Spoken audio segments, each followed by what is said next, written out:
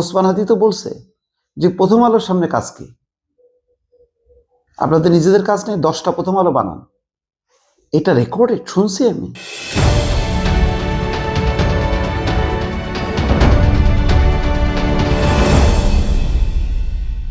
খবর হচ্ছে এই যে ফ্ল্যাটের পর এবার ওসমান হাদির পরিবারকে নগদ 1 কোটি টাকা দিচ্ছে সরকার। খারাপ না, ভালো। আরো যদি বেশি দিতে পারে সরকার তাও দিক, কারণ ওসমান হাদিকে ঘিরে একটা মানুষের মধ্যে আবেগ অনুভূতি কাজ করছে। ওসমান হাদির মতন একজন উজ্জীবিত তরুণ স্বাধীন মত প্রকাশ করছিল, স্বাধীনভাবে নির্বাচন করছিল, কোনো দল না, স্বতন্ত্রভাবে।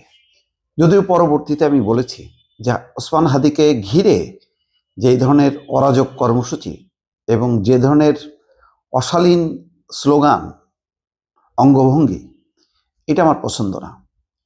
এই কাজটা আরো আগে ঘোষণা করা দরকার ছিল এবং এটা একটা নীতিমালার মধ্যে হওয়া উচিত, যাতে কখনো কেউ প্রশ্ন না তুলতে পারে।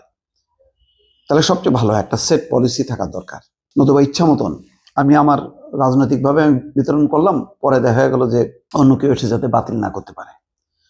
তো ওসমান হাদির জন্য 1 কোটি টাকার ফ্ল্যাট দেওয়ার পর 1 কোটি টাকা নগদ ওসমান হাদির বড় ভাইকে দেয়া হয়েছে।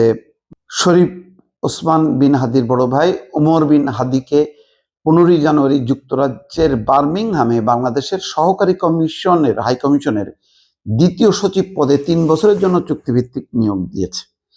এটা কূটনৈতিক পোস্ট কিনা আমার সন্দেহ আছে। দেখেন, আমি একটা কথা বলি, এমন কোনো কারোর জন্য করা উচিত না একটা মানুষের আবেগকে পুঁজি করে যেটা চোখে বাধে।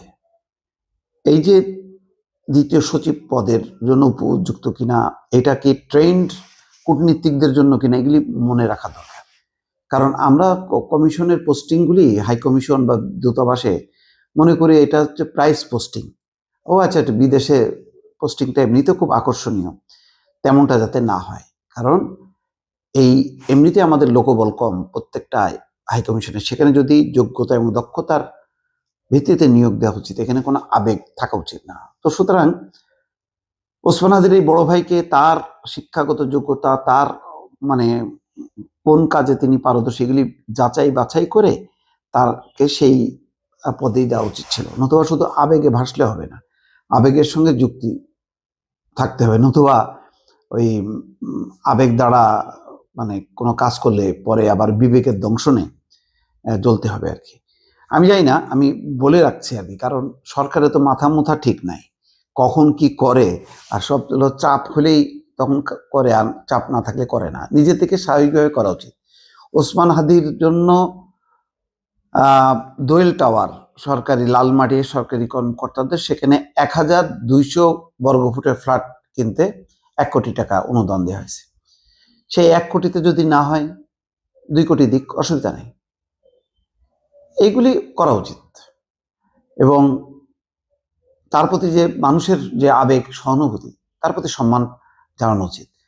কিন্তু আবেগকে পুঁজি করে নোংরা রাজনীতি, খুবই মনটা খারাপ হয়েছে। দেখেন, এক ওসমান হাদির জন্য সারা দেশ যখন শোক পালন করতেছে, তখন যে একদল দুর্বৃত্ত যে ওই প্রথম আলো ডেইলি স্টার ভবনে আগুন দিল, ছায়ানট জ্বালায় দিল, উদীচিতে আগুন দিল।